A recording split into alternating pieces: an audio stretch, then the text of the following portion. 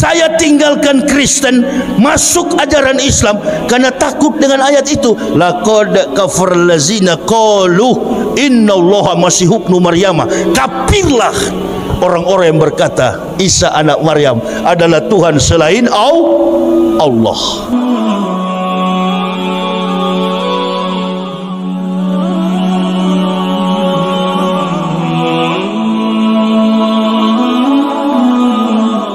Assalamualaikum warahmatullahi wabarakatuh. Sahabat Cahaya Iman, selamat datang kembali di channel Cahaya Iman. Hari ini kita akan menyelami sebuah mozaik kehidupan yang penuh liku, pergulatan batin yang mendalam, dan akhirnya penemuan kebenaran yang hakiki. Kita akan mengupas tuntas perjalanan hidup mendiang Ustadz Yahya Waloni, seorang tokoh yang dikenal luas sebagai penceramah lantang, namun di balik itu tersimpan kisah panjang seorang misionaris Kristen terkemuka yang akhirnya memilih jalan Islam. Bagaimana sebuah misi awal mencari kelemahan yang justru membukakan pintu hidayah, dan bagaimana ujian hidup termasuk masa di balik jeruji besi menempa keteguhan imannya. Mari kita saksikan perjalanan lengkapnya di video ini. Baru saja kita mendengar kabar wafatnya Ustadz Yahya Waloni di Jumat di Hari Raya Idul Adha. Untuk mengenang beliau, maka dari itu Cahaya Iman membuat video ini. Sebelum lanjut, pastikan kamu sudah subscribe channel Cahaya Iman dan menyalakan lonceng notifikasinya untuk mendapatkan kisah-kisah terbaru. Video baru Cahaya Iman hadir setiap hari Senin dan Kamis jam 5 sore waktu Indonesia Barat. Jadi pastikan kamu menyalakan lonceng notifikasinya.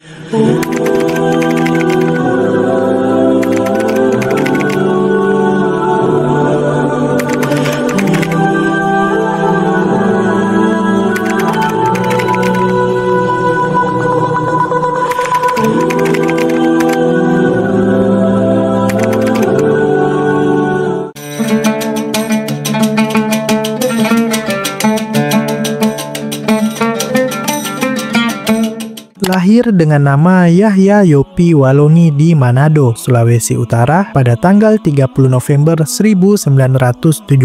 Beliau tumbuh besar dalam lingkungan yang sangat kental dengan ajaran Kristen. Dari usia muda, kecerdasannya sudah tampak menonjol, terutama dalam bidang teologi. Ia menempuh pendidikan di bidang teologi Kristen dan berhasil meraih gelar magister dari Sekolah Tinggi Teologi Calvinis di Jakarta. Nama Yahya Waloni kemudian dikenal sebagai seorang pendeta dan misionaris yang sangat aktif dan berdedikasi. Ia memiliki kemampuan retorika yang kuat, sangat fasih dalam berdebat tentang ajaran agama, dan memiliki pemahaman mendalam tentang Alkitab. Tugasnya sebagai misionaris seringkali membawanya ke berbagai pelosok, terutama daerah-daerah yang mayoritas Muslim di Indonesia, seperti Aceh dan Papua. Bahkan di Papua, ia menjabat sebagai Ketua Umum Persatuan Gereja-Gereja Reformasi dan Revival Indonesia atau PGRRI di wilayah Papua. Di masa ini, beliau adalah salah satu tokoh Kristen yang sangat berpengaruh dan disegani. Ia dikenal karena militansinya dalam menyebarkan ajaran Kristen dengan harapan bisa membawa banyak orang pada keyakinannya. Namun jauh di lubuk hatinya, mungkin ada sebuah pencarian yang tak pernah usai, sebuah keraguan yang perlahan tumbuh dari pertanyaan-pertanyaan yang tak terjawab, yang kelak akan mengubah seluruh hidupnya.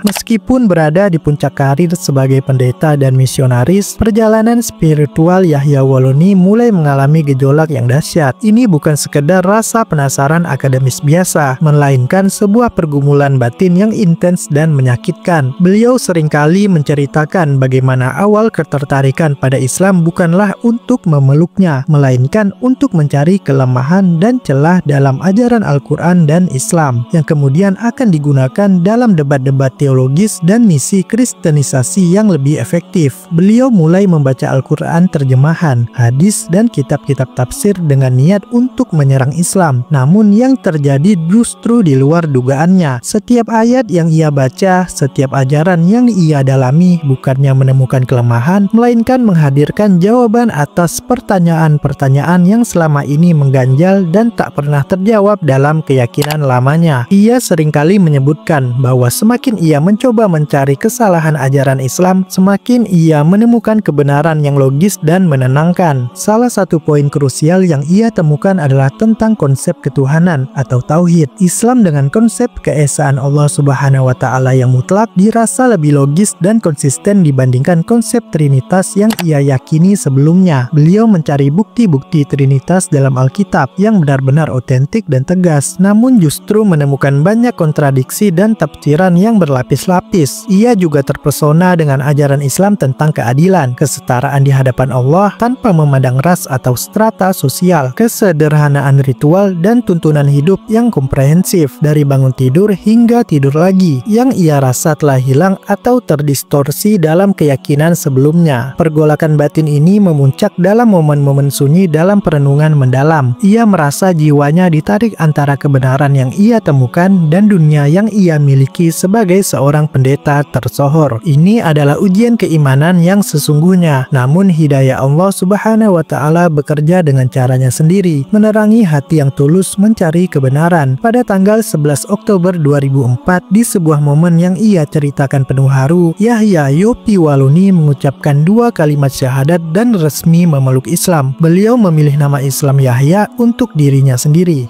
Masih pendeta saya beli Al-Quran, sembunyi-sembunyi saya baca, malu gengsi karena kafir. Saya bangun gedung di samping gereja, di samping kampus UKI. Gedung ukurannya 5x6 meter. Istri saya tanya, gedung untuk apa itu Pak? Saya tiap pagi jam 10 berjumpa dengan Yesus Kristus di gedung itu. Dia tidak tahu bahwa saya membeli sajadah di pasar, sajadah sembahyang mungkin. Saya tidak tahu kemana arah kiblatnya, pokoknya sembarang saya alas begitu. Yang penting ada jendela kamar, pikir saya itulah apa kiblat. Jadi saya beli sajadah, saya baca-baca Al-Quran di situ. Akhirnya saya menemukan surat At-Tagabun. Wallazina kafaru wa kazzabu bi ayatina ulaika ashabun nar khalidina fiha wa bisal masir. Dan orang-orang kafir yang mendustakan ayat-ayat kami tempatkan mereka ke dalam neraka jahanam, itulah seburuk-buruk tempat kembali. Hah? Muhammad tahu?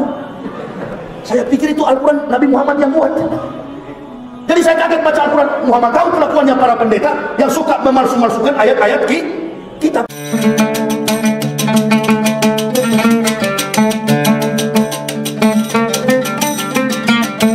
Keberanian Ustadz Yahya Waloni dalam memeluk Islam tidak hanya berdampak pada dirinya sendiri, tetapi juga menjadi pintu hidayah bagi orang-orang terdekatnya, terutama keluarganya. Ini adalah salah satu bukti nyata keindahan dan kekuatan Islam yang menyentuh hati. Beliau sering menceritakan bagaimana setelah dirinya memeluk Islam, istri dan anak-anaknya pun perlahan tapi pasti turut mengikuti jejaknya. Ini bukanlah proses yang instan, melainkan proses dakwah dan bimbingan yang sabar dari Ustadz Yahya sendiri. Keluarga adalah lingkungan pertama yang merasakan dampak dari perubahan besar dalam diri beliau. Kesaksian hidup Ustadz Yahya, perubahan sikapnya, dan ketenangan yang ia dapatkan setelah masuk Islam menjadi dalil terkuat bagi keluarganya. Istrinya yang sebelumnya juga berlatar belakang Kristen akhirnya memutuskan untuk memeluk Islam. Demikian pula dengan anak-anak beliau. Mereka semua kini menjadi bagian dari keluarga Muslim. Sebuah kebahagiaan yang tak terkira bagi Ustadz Yahya Waloni. Ini menunjukkan bahwa cahaya hidayah dapat menyebar dari satu individu, menerangi seluruh keluarga, dan membentuk ikatan baru yang disadari oleh iman yang sama. Kisah ini adalah penguat bahwa perjuangan hijrah seorang mu'alaf seringkali tidak hanya untuk diri sendiri, tetapi juga demi membawa orang-orang tercinta menuju jalan yang benar. Orang Manado itu beda dengan orang Batak. Batak ada Nasution Kristen, ada Nasution Islam. Kalau Manado tidak. Waloni itu tidak ada yang Islam. Semuanya Waloni itu Kristen. Nanti saya masuk Islam, baru keluarga-keluarga saya termasuk ayah saya pun ikut masuk Islam. Dia marah sama saya. Dia bilang, kamu Yahya, kamu lihat nanti 3 hari mati kamu Yahya. Mati kenapa ini kawan? Kau masuk Islam, bikin malu keluarga. Kita di Manado malu karena kau masuk Islam. Tidak usah malu. Saya bukan orang bodoh yang masuk Islam. Saya orang yang berpikir. Tunggu kamu. Berapa puluh pendeta mendoakan kamu di Manado. 3 hari mati kamu Yahya. Saya orang tuamu. Berapa hari Pak? 3 hari. Hari pertama saya tidak mati. Sampai sekarang sudah 11 tahun belum mati-mati. Bapak saya berangkat duluan. Sampai membakar leher saya. Detik terakhir mau masuk Islam, 50 lebih pendeta di kepala saya. Dalam dalam nama Yesus, keluar roh-roh Islam. Sampai sekarang roh Islam malah lebih kuat. Tidak keluar-keluar. Pendeta yang mendoakan saya masuk Islam.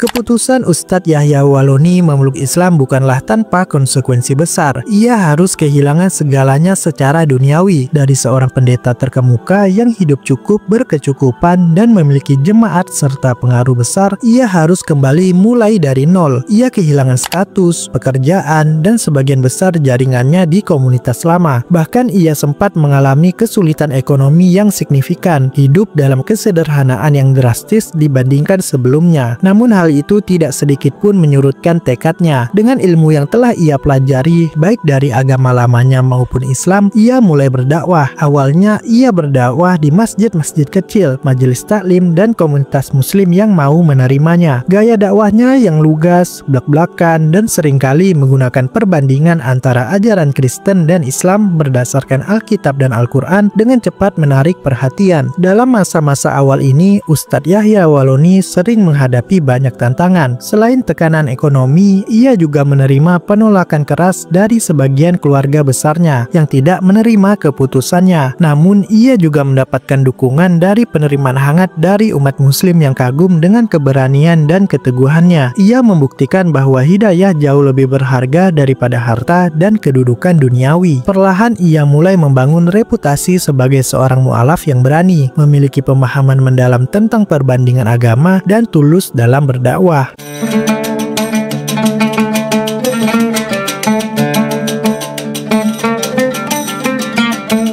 Seiring berjalannya waktu, popularitas Ustadz Yahya Waloni semakin meroket. Ia diundang untuk berdakwah di berbagai kota besar di Indonesia, bahkan ke luar negeri. Channel-channel YouTube mulai menayangkan ceramah-ceramahnya, membuatnya dikenal luas di kalangan netizen. Ia menjadi salah satu penceramah mu'alaf yang paling sering diundang dan memiliki banyak pengikut yang setia. Gaya dakwah Ustadz Yahya Waloni memang sangat khas dan unik. Ia dikenal karena retorikanya yang kuat, bahasa yang tajam dan lugas, serta keberaniannya dalam mengkritik atau membandingkan ajaran agama lain dengan Islam. Ia seringkali menyampaikan ceramah dengan nada yang lantang dan berapi-api, membuat banyak orang terkesima sekaligus menimbulkan pro dan kontra. Beberapa ceramahnya bahkan menimbulkan kontroversi dan kritik dari berbagai pihak terkait dengan cara penyampaian atau substansi materinya yang dianggap terlalu menyerang. Namun di mata para pendukungnya, beliau dianggap sebagai pejuang Islam yang tak gentar, berani membela akidah, dan mampu membongkar keraguan-keraguan tentang Islam dengan argumentasi yang kuat dari latar belakangnya sebagai mantan pendeta. Terlepas dari kontroversinya, ia tetap menjadi sosok yang dinantikan ceramahnya oleh banyak umat.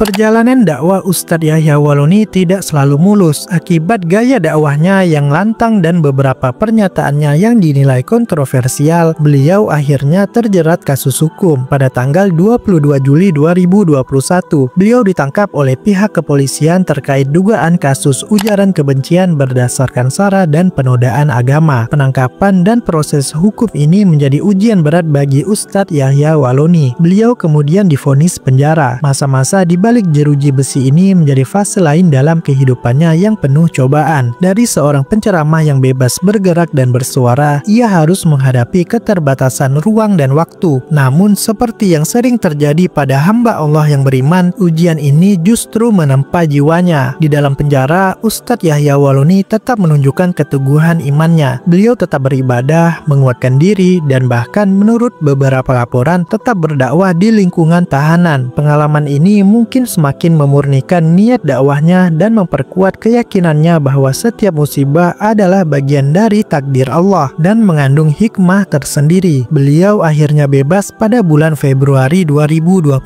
setelah menjalani masa hukumannya.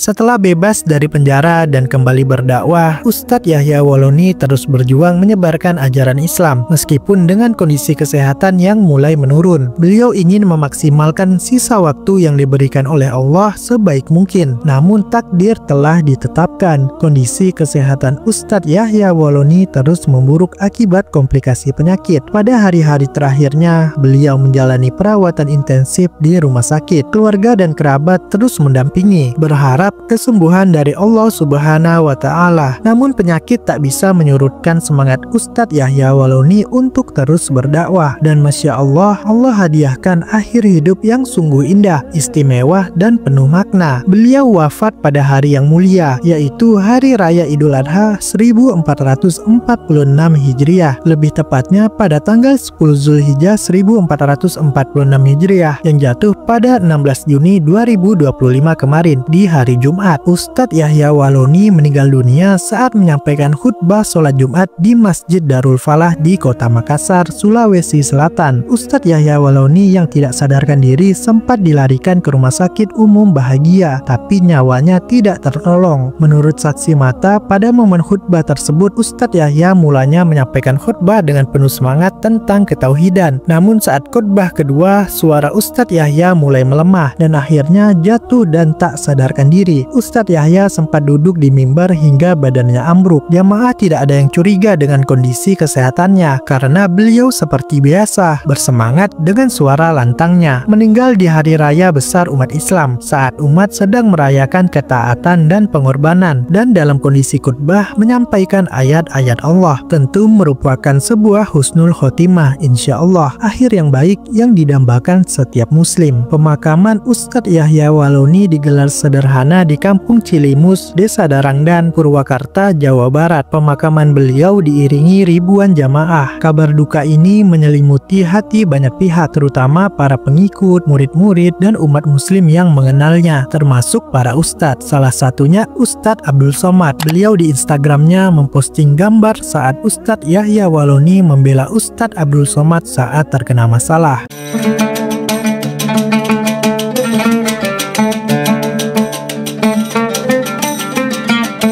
Perjalanan hidup Ustadz Yahya Waloni adalah cerminan dari kekuatan hidayah Allah Subhanahu wa Ta'ala dan keteguhan seorang hamba dalam menghadapi setiap ujian. Kisahnya mengajarkan kita tentang keberanian untuk mencari kebenaran sejati, bahkan jika itu berarti harus melepaskan segala kemampanan duniawi. Ia adalah bukti bahwa pencarian spiritual sejati dapat membawa seseorang melintasi batas-batas keyakinan lama dan menemukan kedamaian dalam Islam. Bagaimana seorang misionaris Kristen mudah bagi Allah menjadikannya muslim, bahkan pendakwah, bahkan wafat dengan husnul khotimah. Masya Allah, Alhamdulillah, segala puji bagi Allah. Meskipun gaya dakwahnya sering menuai perdebatan, tapi tidak dapat dipungkiri bahwa beliau telah menjadi perantara bagi banyak orang untuk lebih mengenal dan mendalami Islam. Warisan terbesarnya bukanlah sekedar ceramah-ceramah, melainkan keteladanan dalam hijrah dari satu keyakinan ke